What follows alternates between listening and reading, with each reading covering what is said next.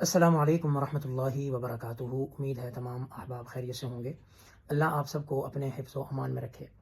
Recently آپ نے ایک مناظرہ دیکھا دہلی میں، انڈیا کے مفتی صاحب ہیں مفتی شمائل ندوی مدظل العالی موحد، اور دوسری جانب مخالف میں جاوید اختر ایتھیسٹ ہے، ملحد ہے، انڈیا کا ہی، جو کہ ایک شاعر ہے، ناول نگار ہے۔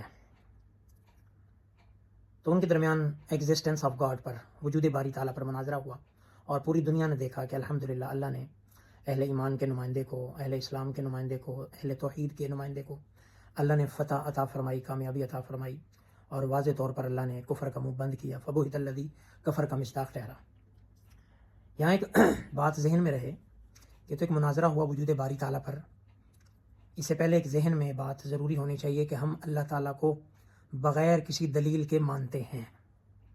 مناظرہ تو ایک جو بھی تھا ایک ملحد کے ساتھ تھا، لیکن ہم اپنے مالک کو، اپنے اللہ کو، اپنے خالق کو، اپنے پیدا کرنے والے کو بغیر دلیل کے مانتے ہیں کہ ہمارا خالق ہے، ہمارا مالک ہے، ہمارا پیدا کرنے والا ہے، ہمیں روزی دینے والا ہے۔ قرآن کہتا ہے وَلِلَّهِ الْمَشْرِقُ وَالْمَغْرِبُ فَأَيْنَمَا تُوَلُّوا فَثَمَّ وَجْهُ اللَّهِ، مشرق مغرب جدھر بھی رخ کرو اللہ کی ذات موجود ہے۔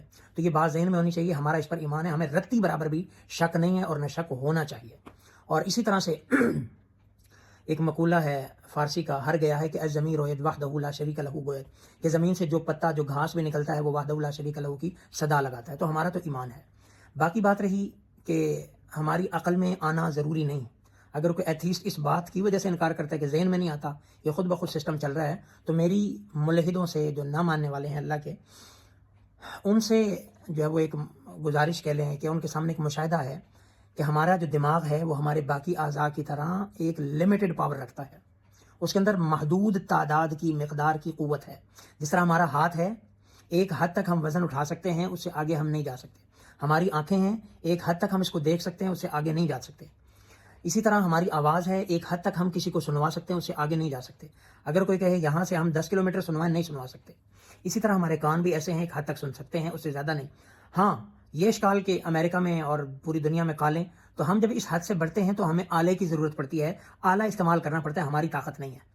ہماری طاقت ہمارے ذہن کی، ہمارے ہاتھ کی، ہمارے پاؤں کی، ہماری آنکھوں کی، بینائی کی نئی طاقت ہماری محدود ہے۔ آگے اس سے استعمال کرنا ہے تو آلے کی ضرورت پڑتی ہے، موبائل کی شکل میں، یا اسی طرح انٹرنیٹ کی شکل میں، کمپیوٹر کی شکل میں، وائی فائی کی شکل میں۔ اسی طرح ہمارا دماغ بھی، اس کی سوچ لمیٹڈ ہے، ہم محدود سوچ سکتے ہیں، چھوٹی چھوٹی چیزیں دماغ میں آ سکتے ہیں۔ جب وجود باری تعالیٰ کا ہم سوچیں گے تو ہمیں ایک آلے کی ضرورت ہے، اور آلہ ہے وحی کا، آلہ ہے پیغمبر علیہ السلام کی تعلیمات کا۔ تو اس آلے کے ذریعے سے ہم اللہ کے وجود کو مانتے ہیں۔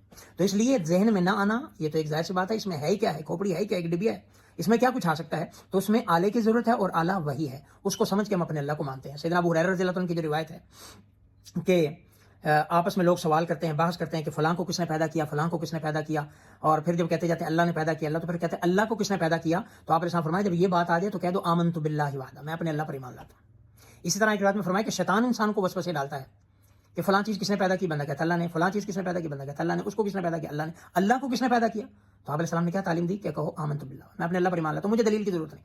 تو ہم اپنے مالک کو، اپنے اللہ کو بلا دلیل سمجھتے ہیں، مانتے ہیں، ہمارا ایمان ہے۔ ایک دیہاتی سے کسی نے پوچھا اللہ کے وجود کی کیا دلیل ہے، تو اس نے بڑی پیاری بات کہی، اس نے کہا البعرۃ تدل علی البعیر وآثار الاقدام تدل علی المسیر والسماء ذات ابراج والارض ذات فجاج کیف لا تدلان علی ذات اللطیف الخبیر۔ اس نے کہا جب قدم کے نشان ہو تو وہ پتہ دیتے ہیں یہاں سے کوئی گزر کے گیا ہے، مینگنیاں پڑی ہوں تو پتہ لگتا ہے یہاں پہ کوئی اونٹ یا کوئی جانور بکری گزر کے گئی ہے۔ تو کہتا ہے اتنا بڑا آسمان اور اتنی بڑی زمین جو بچھی ہوئی ہے، یہ اللہ کے وجود اور ذات اللطیف الخبیر پر دلالت نہیں کرتی؟ اتنا بڑا سسٹم ویسے ہی ہے، ایک قدم سے پتہ چل جاتا ہے کوئی چل کے گیا ہے، اس نظام سے نہیں سمجھ آتا کوئی اس کے چلانے والا ہے۔ تو ہمیں تو اس نظام کو دیکھ کر ہمارا یقین ہے کہ ہمارا پیدا کرنے والا، ہمارا پیدا ہونے کا عمل بھی ایک اللہ کی قدرت کی نشانی ہے۔ ہم کیا ہے؟ وفی انفسکم افلا تبصرون، اللہ کہتا ہے اپنے آپ میں نہیں دیکھتے۔ من عرف نفسہ فقد عرف ربہ، جس نے اپنے آپ کو پہچان لیا اس نے اپنے اللہ کو پہچان لیا۔ تو ہم اپنے مالک کو بلا دلیل مانتے ہیں۔ دوسری بات ائمہ اربعہ کے اقوال ہیں۔ امام احمد بن حنبل رحمۃ اللہ علیہ سے ہارون رشید نے پوچھا آپ وجود باری تعالیٰ کی دلیل کیا ہے؟ تو امام مالک رحمۃ اللہ، امام مالک سے پوچھا کہ وجود باری تعالیٰ کی دلیل کیا ہے؟ تو امام مالک رحمۃ اللہ نے کیا فرمایا؟ امام مالک رحمۃ اللہ فرماتے ہیں کہ زبانوں کا مختلف ہونا، آوازوں کا جدا ہونا، رنگوں کا مختلف ہونا، نغموں کا الگ ہونا، یہ ثابت کرتا ہے کہ بنانے والا ان کا ہے۔ امام اعظم ابو حنیفہ رحمۃ اللہ علیہ کا وہ کشتی والا واقعہ مشہور ہے۔ اس طرح امام شافعی رحمۃ اللہ علیہ سے کسی نے پوچھا تو امام شافعی رحمۃ اللہ فرماتے ہیں کہ اللہ کے وجود کی دلیل کیا ہے؟ کہ ایک توت کا پتا ہے، اس کو جو ہے وہ شہد کی مکھی بھی کھاتی ہے، اس کو ریشم کا کیڑا بھی کھاتا ہے، اس کو ہرن بھی کھاتی ہے، اس کو بکری اور گائے بھی کھاتی ہے۔ ذائقہ ایک ہے، رنگ ایک ہے، پتا سیم ہے، ایک ہی شاخ ایک ہی درخت کا ہے، لیکن ریشم کا کیڑا کھاتا ہے تو ریشم پیدا کرتا ہے، شہد کی مکھی کھاتی ہے شہد پیدا کرتی ہے، بکری گائے کھاتی ہے مینگنی گوبر پیدا کرتی ہے، ہرن کھاتی ہے خوشبو پیدا کرتی ہے۔ یہ دلیل ہے اس بات کی کہ ان رنگوں کو ان کو بنانے والا ایک ہی چیز سے مختلف جو ہے وہ چیزیں بنانے والی کوئی ذات ہے اور وہ اللہ تعالیٰ کی ذات ہے، یہ اللہ کے وجود پر دلیل کرتے ہیں۔ تو اس لیے یہ ساری کی ساری خواص اللہ پیدا کرتا ہے کہ ایک ہی پتہ ہے، ایک ہی رنگ ہے، ایک ہی ذائقہ ہے، خواص کس طرح مختلف ہو گئے ہیں یہ اللہ کے وجود کا پتہ دیتے ہیں۔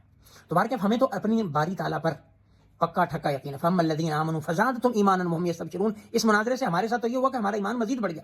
وَأَمَّا الَّذِينَ فِي قُلُوبِهِمْ مَرَضٌ فَزَادَتْهُمْ رِجْسًا إِلَىٰ رِجْسِهِمْ وَمَاتُوا وَهُمْ كَافِرُونَ۔ جن میں مرض ہے پہلے سے وہ اور مرض میں مبتلا ہوتے رہیں گے اور ہوتے رہیں۔ جس سے ہمارا تو الحمدللہ ایمان مزید بڑھ گیا، ہمیں مزید پختہ سے پختہ ہو گیا، ہمارا اللہ پر ایمان مزید ہے۔ باقی ایک اس نے بڑا ایموشنل سا سوال کیا، اگر اللہ موجود ہے تو پھر بچے کیوں مر رہے ہیں؟ تو یہ ایک بڑا کہہ لیں کہ ان لاجیکل سا سوال ہے کہ اللہ کی ہمیں میں نے جیسے شروع میں بات کی ہے، ہمیں لاجک کی کیا سمجھ ہے، اللہ کے سامنے ہماری سمجھ کیا ہے؟ اللہ ایسے تو پھر ہمارا باپ بھی مر گیا، ہماری ماں مر گئی، ہمارے دادے مر گئے، تو یہ تو پھر بے رحمی کی، یہ بھی تو مر رہے ہیں، ہمارے آگے بچے ہیں، ہم نے بھی مر جانا ہے، تو یہ بے رحمی نہیں ہے، یہ اللہ کا ایک نظام، ایک حکمت ہے، اللہ ایک نظام کو چلا رہے ہیں، اس نے ساری انسانیت کو بھی ختم کرنا ہے۔ اور دوسری بات، دنیا دارالامتحان ہے، یہاں پہ تو آزمائشیں آتی ہیں، تکلیفیں آتی ہیں انبیاء پر۔ آپ علیہ السلام فرمایا اشد الناس بلاء الانبیاء ثم الامثل فالامثل، کہ سب سے زیادہ تکالیف انبیاء کو آئی، پھر جو ان کے ماننے متبعین تو ان پر تکلیف ہے۔ تو دنیا آئیڈیل ہوم تو ہے ہی نہیں، یہاں پہ تو تکلیفیں آتی ہیں، دارالامتحان ہے، اور امتحان کے اندر تو جو مرضی ہوتا رہے۔ ایک بندہ، ایک بچہ اسٹوڈنٹ اگر ایگزامینیشن ہال میں بیٹھا ہوا ہے، بھلے وہ خالی پیپر فل کر دے، بھلے اس میں کچھ لکھ دے، وہ تو امتحان حال ہے، وہاں پہ کوئی پکڑ نہیں۔ تو یہ تو آخرت میں جزا ملے گی، آخرت میں اس کا بدلہ ملے گا۔ دنیا میں جو بھی ہے وہ ایک دارالامتحان، انبیاء کو بھی تکلیفیں، نیک بندوں کو بھی تکلیفیں، بچوں کو بھی، بوڑھوں کو بھی، عورتوں کو، لیکن آخرت میں سب کو اللہ جزا دے۔ تو بہرکیف یہ مناظرہ ایک الحمدللہ ایک مسلمانوں کی، اسلام کی، توحید کی جو ہے وہ ایک فتح تھی۔ اللہ مزید فتح اور کامرانی عطا فرمائے، اور اپنی ذات عالی کا اللہ ہمیں مزید یقین عطا فرمائے، اور اس کے صدقے سے اللہ ہمیں اپنی اطاعت کرنے کی توفیق عطا فرمائے۔ والسلام۔